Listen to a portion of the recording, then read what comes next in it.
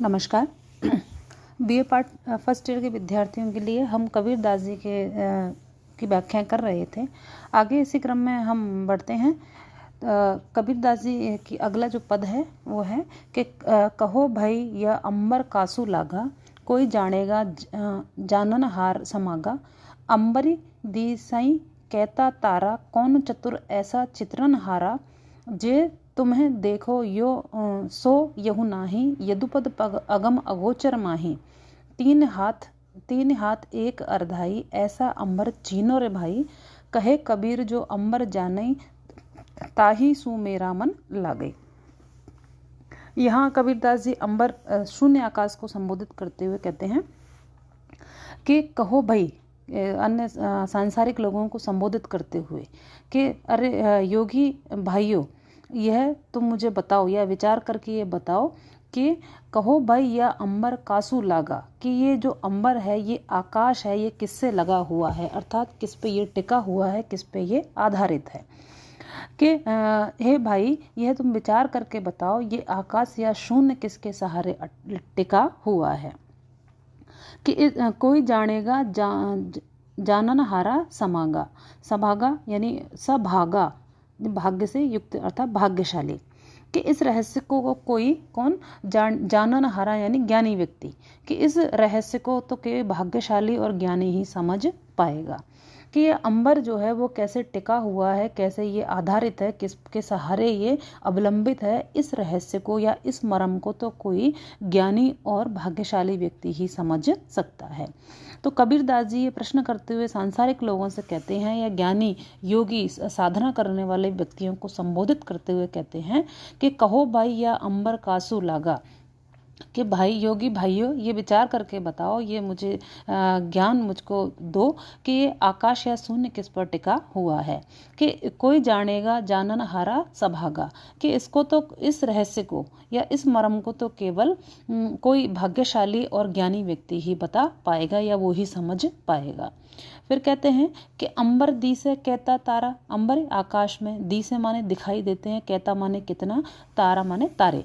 कि इस आकाश में कितने तारे दिखाई दे रहे हैं, कि आप ये बताओ कि कौन चतुर ऐसा चित्रणहारा, चित्रणहारा में चित्र बनाने वाला, चित्रकार, कि ऐसा कौन चतुर चितेरा है या चित्रकार है जिसने इतना सुंदर ढंग से आकाश की रचना की और उस पर तारों को जड़ दिया। कि ऐसा कौन प्रवीण चित्रकार है जिसने इन सबको निर्मित किया, कि आकाश बनाया और उस आकाश में चमकने वाले इन तारों को उसने बनाया। कि तुम उस चित्रकार पर विचार करो। कि अंबर दी से कितना तारा, कि इस अंबर में कितने तारे दिखाई देते हैं, इस आकाश में कितने चमकते तारे तुमको दिखते हैं। कि कौन चतुर ऐसा चित्रणहारा, कि ऐसा कौन सा चतुर चित्रकार है कि जिसने इस आकाश को और इसमें टिमटिमाते हुए तारों को बनाया है। कि तुम इस बात पर विचार करो कि किसने सुंदर ढंग से इस आकाश को चित्रित किया है। फिर कहते हैं कि जे तुम्हें देखो सो यहु नाही, यदुपद अगम अगोचर माही। फिर कबीरदास जी ये कहते हैं कि ये जो तुम देख रहे हो, कि जो तुम देखो सो यहु नाही, कि जो तुम देख रहे हो वो वैसा नहीं है। कि अपने नेत्रों से, अपने कानों से, अर्थात अपनी समस्त इंद्रियों से जो तुम देख रहे हो वो वास्तव में सत्य नहीं है। कबीरदास जी कह रहे हैं कि तुम अपनी इंद्रियों से और अपने ज्ञान से या योग साधना से जो कुछ बाहर देख रहे हो, कि जो तुम दिखाई दे रहा है वह परम सत्य नहीं है। यदुपद अगम अगोचर माही, क्योंकि ये आकाश शून्य, अगम्य और अगोचर तत्व में समाहित है। कि जो हमको दिखाई नहीं देता, अगोचर अगम कि जिसको कोई जान नहीं पाता, और अगोचर जो दिखाई नहीं देता। कि तुम अपनी इंद्रियों से या अपने ज्ञान के आधार पर जो कुछ समझ रहे हो, जो कुछ देख रहे हो, वो सत्य नहीं है, वो परम सत्य नहीं है। अपितु परम सत्य तो इन इंद्रियों से परे है, जो अगम्य है, अगोचर है, जो ना दिखाई देता है ना सुनाई देता है। कि तीन हाथ एक अर्धाई, ऐसो अंबर चीनो रे भाई। चीनो माने पहचानना। कि तुम उस परम तत्व रूपी आकाश को पहचानो जो कैसा है। कि तीन हाथ एक अर्धाई, एक आधा, कि यानी कि 3 हाथ और आधा, 3.5 हाथ का है। कि तुम उस अंबर को, उस शून्य आकाश को तुम पहचानो, ऐसे चीनो माने पहचानना, कि ऐसे शून्य आकाश को तुम पहचानो। अर्थात कबीरदास जी के कहने का आशय ये है कि जो आकाश है वो परम तत्व यानी 3 गुणों से निर्मित है, 3 गुणों से युक्त है, अथवा योग साधना से गम्य ज्ञात शून्य जो केवल शरीर के शिरोभाग में विराजमान सहस्त्रार कमल का मध्य भाग मात्र है। और हम अपने शरीर को भी 3.5 हाथ का मानते हैं, करीब करीब 6 फीट यानी 3.5 हाथ का। इस प्रकार यह चैतन्य परम तत्व जो है सर्वव्यापी है। और ये जो शरीर हमको दिखाई दे रहा है, ये भौतिक जो शरीर है, जो इसको केवल हम देख सकते हैं, लेकिन इसके अंदर जो परम तत्व है उसको हम अनुभव नहीं कर सकते, ना उसको देख सकते हैं, जिस परम तत्व से ये शरीर जो है चलायमान है। तो कबीरदास जी कहते हैं कि इस प्रकार चैतन्य परम तत्व जो है सर्वव्यापी है, वो शून्य आकाश में भी समाया हुआ है जो 3.5 हाथ लंबा है। उन्होंने इस शून्य आकाश को अपने शरीर के बराबर माना है, और इस हमारे इस शून्य शरीर में भी वो परम तत्व व्याप्त है। तुम उसी चैतन्य तत्व का ज्ञान और भक्ति के द्वारा साक्षात्कार करो। कि कबीरदास जी कहते हैं कि ऐसो अंबर चीनो रे भाई, कि तुम उसी अंबर को, उसी शून्य तत्व की पहचान करो जो हमको ना दिखाई देता है ना सुनाई देता है, लेकिन वो फिर भी सर्वव्यापी है। कहें कबीर जो अंबर जानी ताही सु मेरा मन माने। फिर कबीरदास जी कहते हैं कि जो ज्ञानी, जो योगी इस आकाश या शून्य तत्व को जानते हैं, उन्हीं से मेरा मन मिलता है। अर्थात मैं उन्हीं को ही सच्चा भक्त मानता हूँ, वही सच्चे साधक हैं जो इस शून्य तत्व को पहचानते हैं। कबीर ने आकाश तत्व के माध्यम से निर्गुण की साधना करने का समर्थन किया है। रहस्यवादी अभिव्यक्ति हुई है। अनुप्रास, यमक एवं दृष्टांत अलंकार का कबीरदास जी ने प्रयोग किया है। आगे कबीरदास जी कहते हैं कि कहा भयो तिलक गरई जपमाला, मरम न जाने मिलन गोपाला, दिर प्रति पशु करई हरिहाही, गरे काठ बाकी बानी न जाई, स्वांग सैत करणी मणिकाली, कहा भयो गलिमाला घाली, बिन ही प्रेम कहाँ भयो रोहे, भीतर मैले बाहर कहाँ धोए, गलगल स्वाद भगत नहीं धीर, चीकन चंदवा कहे कबीर। मरम माने रहस्य, गरे माने गले में, बानी माने आदत, स्वांग माने ढोंग करना, गली माला घाली माने गले में माला डालना। गलगल एक प्रकार का एक फल होता है। तो कबीरदास जी इस प्रस्तुत पद में बाह्य आडंबरों को, कोरे दिखावे करने को और व्यर्थ में ही स्वांग करने को गलत बताते हैं, और कहते हैं कि यदि सच्चे मन से, शुद्ध स्वच्छ हृदय से यदि ईश्वर की भक्ति नहीं की, प्रेम नहीं किया, तो इस जीवन का कोई लाभ नहीं है। तो कबीरदास जी कहते हैं कि कहा भयो तिलक गरई जपमाला, कि अगर भगवान के मिलने के वास्तविक रहस्य का पथ का ज्ञान ना हो, तो तिलक लगाकर एवं गले में माला पहनकर भक्त का वेश धारण करने से क्या लाभ है। कि मरम न जाने मिलन गोपाला, कि उस गोपाल, उस परमात्मा परम तत्व से मिलने के मार्ग के रहस्य को यदि नहीं जानते, तो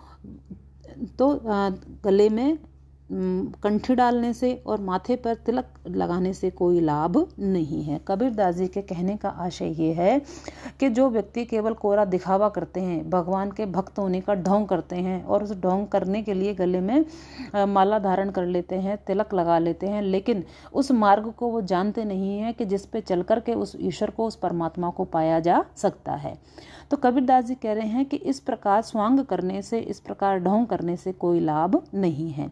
आगे अब एक उदाहरण देते हुए कबीरदास जी कहते हैं कि दिन प्रति पशु करे हरिहाई, गरे काठ बाकी बाने न जाए। हरियाई माने इधर से उधर घूमता रहता है। कि दिन प्रति, रात दिन, पशु जो है रोज जो है भटकता रहता है। कैसे? कि गरे काठ, गले में काठ का काठ डाल करके, लकड़ी डाल करके घूमता रहता है, लेकिन बाकी बानी न जाए, कि लेकिन फिर भी उसकी आदत नहीं जाती है।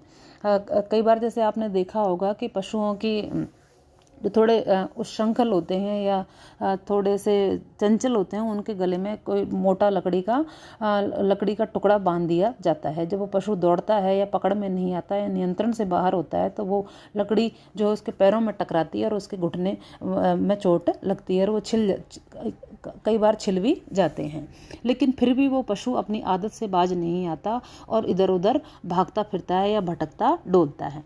तो उसी बात का उदाहरण देते हुए कबीरदास जी कहते हैं कि पशु के गले में काठ बंधा रहता है, उस काठ से उसको चोट भी लगती है, लेकिन फिर भी पशु रात दिन इधर उधर भटकता ही रहता है, उसके भटकने की ये आदत छूटती नहीं है।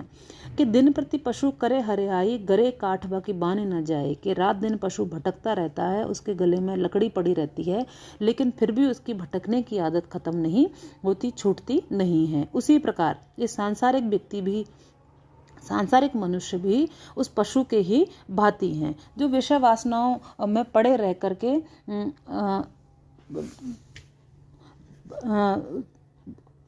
उसी प्रकार गले में अपने माला डाले हुए रहता है, ईश्वर की भक्ति का ढोंग करता है, लेकिन फिर भी विषय वासनाओं में वो फंसा रहता है और विषय वासनाओं में फंसे रहने पर भी चोट खाता है और फिर भी भटकता ही रहता है। फिर कहते हैं कि स्वांग सैत करणी मणि काली, कहा भयो गली माला घाली। कि ऐसे लोग भले ही स्वच्छ साफ सुथरे रहते हैं, अच्छे वस्त्र पहनते हैं, परंतु उनके कार्य एकदम मलिन होते हैं। वो केवल भीतर से तो मैले हैं, लेकिन बाहर से धोने का कोरा आचरण दिखावा करते हैं और वो इसलिए गले में माला डाल लेते हैं। तो उससे क्या लाभ है? कि स्वांग सैत माने बेकार ही, करनी मणि काली, लेकिन उनके कर्म कैसे हैं? काले हैं। वो मन जो है विषय वासनाओं से भरा हुआ है और बेकार में ही बाहर से वो छापा तिलक लगा करके स्वांग करते हैं, ढोंग करते हैं और कहा भयो गली माला घाली, और ऐसा करते हुए वो अपने गले में माला भी धारण करते हैं, तो इससे कोई लाभ नहीं है। फिर कहते हैं कि बिन ही प्रेम कहाँ भयो रोए, भीतर मैल बाहर कहाँ धोए। कि बिना फिर कहते हैं कबीरदास जी कि प्रेम किए बिना, बिन प्रेम कहाँ भयो रोए, कि रोने से कोई लाभ नहीं है। कि बेकार में ही रुदन करने से, विलाप करने से कोई लाभ नहीं है, यदि ईश्वर के प्रति उस व्यक्ति के हृदय में यदि प्रेम नहीं है। कि बिना प्रेम के केवल रोने से या चिल्लाने से, पुकारने से कोई लाभ नहीं होता। कि भीतर मैल बाहर कहाँ धोए। जब ऐसे व्यक्ति का अंतःकरण यदि मलिन होता है तो उसको बाहरी शरीर धोने से कोई लाभ नहीं होता। फिर कहते हैं कि कबीरदास जी के गलगल स्वाद भक्ति नहीं धीर, चीकन चंदवा कहे कबीर। कि ऐसे व्यक्ति, गलगल एक प्रकार का फल होता है, कि ऐसे उस गलगल फल के स्वाद के वशीभूत होते हैं कि रहते हैं, अर्थात विषय सुख से वो ग्रसित होते हैं, विषय वासनाओं में फंसे हुए होते हैं और भक्ति में नहीं धीर, और भक्ति में वो स्थिर नहीं होते या धैर्य धारण नहीं करते। कि ऐसे व्यक्ति सांसारिक विषय वासनाओं में फंसे हुए रहते हैं और उनकी भक्ति भाव जो है वो स्थिर नहीं होता, धैर्यशाली नहीं होता। कि चीकन चंदवा कहें कबीर, अर्थात भक्ति की भावना से पूरित वो नहीं रह सकते, वो तो केवल चिकन चंदवा। कि ऐसे को कबीर केवल कोरा दिखावा ही कहते हैं, कि वो तो चिकने घड़े हैं कि इन पर कितना ही उनको पानी डाला जाए, लेकिन उनकी चिकनाई दूर नहीं होती। अर्थात कि ऐसे व्यक्ति जो अंदर से मैले हैं, जिनके मन में मलिनता है, मन जो है विषय वासनाओं में भरा हुआ है, वे केवल ऊपर से कोरा दिखावा करते हैं। उनकी भक्ति में उनकी ईश्वर भक्ति में कोई धैर्य नहीं होता, कोई सच्चे हृदय से वो ईश्वर की भक्ति नहीं करते, केवल कोरा दिखावा करते हैं।